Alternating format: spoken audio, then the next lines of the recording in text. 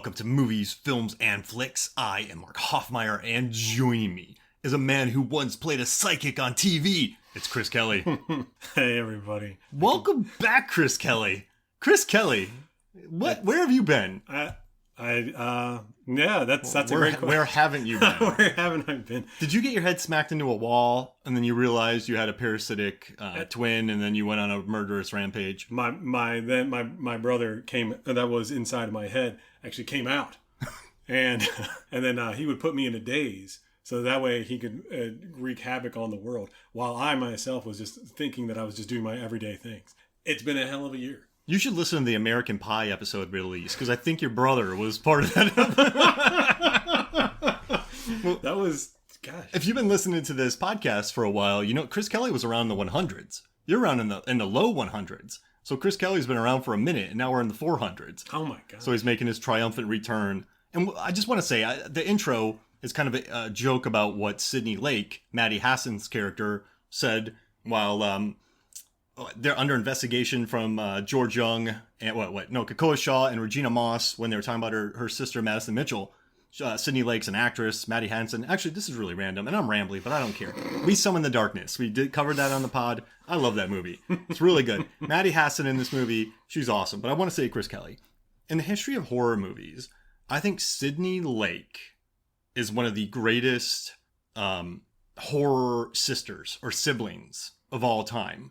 Because she saves Madison's butt. She goes to like this crazy, old hospital, drives almost off a cliff. Beautiful. Too many people have made fun of that scene, but it's a perfect stop. Perfect stop. When I watched that I've watched this movie about 4 times. I was like, wow, look at that break action. Yeah. I mean, that's a great commercial for ABS. When you watch that movie, James Wan had so much control over this. He knew what he was doing. He knew that she was parking on the side of a cliff. It's just a silly film, but I love that she goes into this place and you hear noises around. You're in hell. She finds a tape, then she hears a noise. Next thing, she's just playing it at her house. It's beautiful, right? Because that, Sidney in any other movie would have been killed, right? Oh, the of course, sister, yeah. Right off the bat, she would have been done. Would have eaten it. The sister would have been done. But then she just rolls the entire time, and she's like, "Yo, my sister's innocent. Help out." She's always trying to help. I'm telling you, Sidney Lake, one of the best horror siblings of all time. What do you think? Well, what's that up against? A lot of others. Dewey Cox. Let's see. All right, so let's think about it. Dewey Cox from that's Walk Hard. Yeah, Dewey from Scream. Yeah, there we go. Let's see. I have a huge list here, and I'm just gonna keep talking like this until I can go back. I was talking to Zanandi the other day. Zanandi Boeta is one of the frequent guests of the Movies, Films, and Flicks pod. Wonderful writer. She's on Cracked. But yeah, so we were talking about horror siblings, and I got a whole list right here. I'm really good at wasting time, by the way, Chris Kelly. This is really great. All right, Night of the Comet. All right. Brother, sisters, they're really good. Jaws 2. Brothers out there. You can't get much better than that. Night of the Living Dead. Here, come and get you, Barbara. Ginger Snaps. Yeah, but then he gets smoked off the bat. Yeah, he gets wiped. Yeah. Lost Boys. Okay. What was it? Child's Play 2 when he's at the foster family with his foster sister. That doesn't count though. Well, they're not really related, I guess. Can we do air quotes? Yeah, I guess then that's right, because then you find out later on that she is actually adopted. Spoilers. She's a really good sister, and I think that just from my personal impressions of the film, and I haven't heard a commentary track because I've even tried to look for a commentary track, and one hasn't been released yet. Nope. I felt like her character was originally supposed to be killed off. Because her character doesn't seem like she's a great balance, but at the same time, she's not necessary. Her character could have obviously been, at least from my watching of it, she could have been another person. She didn't have to be the sister. She could have been the best friend. Because there is no real sisterly connection to that. Mm-hmm. There really isn't. But I think a lot of it has to do with the fact that she has a great background. I don't know if you know much about Maddie Hasson. YouTube. That's where she got famous from. But before that, she was a dancer starting at the age of 7. Hey. So she has this wonderful background. She's won tons of awards, and she got a scholarship and everything. Her whole career is amazing. So I really think that James Wan really wanted to use that because he had so much talent right there that he's like, you know what? I'm just going to keep her along. I'm not going to kill her off. I'm going to make this other character. I'm going to write out this other character, and then I'll have Maddie play this person. She's really cool with George Young, calling him Kay. They have a fun relationship. Yeah. And also at the end, the whole thing's about family. Gabriel he's like, I'm your family. Yeah, it's like the Fast and Furious of conjoined twins. And then she's like, no, like, you're not blood, but you are my like, you've been there the whole time. So like, she gets that thing at the end. Also, I want to say the sister in Psycho, great horror sister. And then The Dark and the Wicked, Malin Ireland, she's really good as that. And then so at least I had a lit. Oculus, hey, so I think I'm the only person on the planet that did not like Oculus. Really? I love his movies. I loved House on Haunted Hill. I think Mike Flanagan's one of the best horror film writers and directors of now. I mean, he's up there with Robert Eggers in my opinion. But I did not. Have you watched Midnight Mass yet? Mm-mm. I feel like people got the jobs to act in that based on how well they could listen to monologues. Not monologue themselves. I've only seen people talking about Midnight Mass, and I think that's the reason why I didn't watch it yet, was because everybody was talking about it, at least online. There's 80% monologues, and it's just people listening to the monologues nodding. So you got to do listening to monologue acting. Like going, yeah. So like that guy probably had a really good day. Yeah. Like for right now, we're going to do we're doing a half page of monologue. You are just replying to it. Oh, like, yeah, I hear you. Sipping a coffee. Oh! Just... like they have their fist and then it's under their chin and they're just going, yeah. They put their, when they have to think, they like put their pointer finger next to their eye and go, They can't, you can't do the finger on the nose thing. That doesn't work. Don't fall asleep. You're paying attention. This is all your coverage. It's just listening to monologues all day. But listen. It's like Saint Maud. Great ending of that movie. Oh man, that movie was fantastic. If you haven't had a chance to see it, watch Saint Maud. I've been putting a lot of tacks in my shoes since I watched that movie. I feel, it's just a great way to feel pain. Right, I just put Pringles in mine. I just want people to think that I'm permanently walking on dead leaves. Man, where are the leaves at? It's not even fall. But yeah, so you didn't like Malignant. Okay, I'm not going to say that I don't know if you disliked it, but you weren't a fan of Malignant the first time you watched it. Like, what changed? When I first saw Malignant, it was whenever it was released on HBO Max, because I was super pumped because I'm a big James Wan fan. I think everything that he and Leigh Whannell touch is just perfect. Mm-hmm. Darren Lynn Bousman, almost him as well. I watched Malignant because I really wanted to. I saw the ad on HBO Max. I was like, yes. So then I finally got to see it. I remember when I got home from work, and then the next day I was like, I'm going to watch this. Watched it in 4K, which I'm just going to say this. This is one of the few films you don't want to watch in 4K. Because you don't want to see everything as crisp and as clear as possible, in my opinion. I watched this movie in 4K, and I also watched it in HD. In HD, I feel it was a lot better. Murky, grimy. Exactly. Like, that's what you want, It's kind of like comparable to whenever you watch The Evil Dead. You want to watch The Evil Dead on VHS. Yeah. You want to watch it on the tube television. You don't want to see it in 4K. And I have both versions. Trust me, 4K one is good, but you want to see it in its original raw, dirty, gritty feel. Chris Kelly just wants the world to know that he owns a 4K television and a 4K Blu-ray player.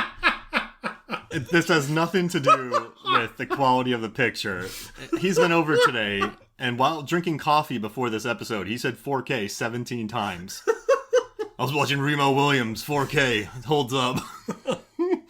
Okay, so no, but I know what you're saying, because I think there are movies where you can kind of see the artifice of the sets. This is all kind of set. So Juan, with the spider cam, he just likes to control his elements. So everything's built on stages. Yes. You can probably tell that in 4K. You can really see it, especially in the beginning of the movie. It's like, oh, you can totally tell it controls that. But when you watch it in the regular HD or standard, it looks a lot better, because you're like, ooh, I feel like I'm watching a movie now. I can feel more invested. Or it could be an age thing. I don't know. I'm almost 40, but it was like watching The Hobbit in 120 frames. I remember watching that and just feeling like it was a stage show, like a stage production, and it did take me out. I'm happy I saw it, but it took me out of it. I don't know if that's that's I have no. You're wrong, Mark. Clearly, you're an idiot. But no, I totally agree with you, because when I got the 4K versions of that, and I was like, come on, 18. No, but you're absolutely right. I didn't like this movie the first time I watched it. I was like, man, why did I waste my time? And then I didn't do any research on it, because I don't usually look into movies that I don't like. And then for some reason I decided to look at it to see if anyone else thought like I did. And then I read a review. And if you don't mind, I'd like to read that review right now. It's very short. It's not very long. But it was a review that I read on IMDb. So this man is not a professional person or woman. I don't know, man or woman. Their name is Cinema Clown, and they wrote this on September 11th, 2021. With a K or a C? asking for a friend. Yeah. But they said James Wan's latest features marks a welcome return to his horror roots while also serving a love letter to the Giallo films. Now, that is what I didn't see the first time I saw this movie. Then I was like, oh. Cinema Clown adds, with elements of slasher, splatter, and camp also coursing through its veins, Malignant feels fresh despite treading on familiar grounds, and it's stylishly crafted, consistently thrilling, and gleefully violent delight that's as fun as it is fiendish.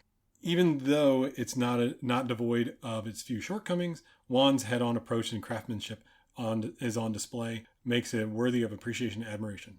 Definitely recommended. Hey. Now, when I read that, I was like, maybe I should rewatch this, because I like Giallo films. I mean, they're not...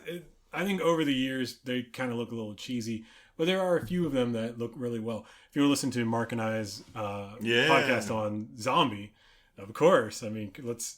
Well, those are mood and tone and colors and that's a paranoia and just like they were of the time, but I mean, at that time they were pretty beautiful, and I think those stylish choices maybe haven't helped them age, but I love the look of them. The red, beautiful. the gloved hands, the paranoia. Like, I think I saw something. Like, yeah, I still dig those pictures. They're great, and I think that over the time, though, I think the general audiences probably don't really like them as much. Have you seen them in 4K?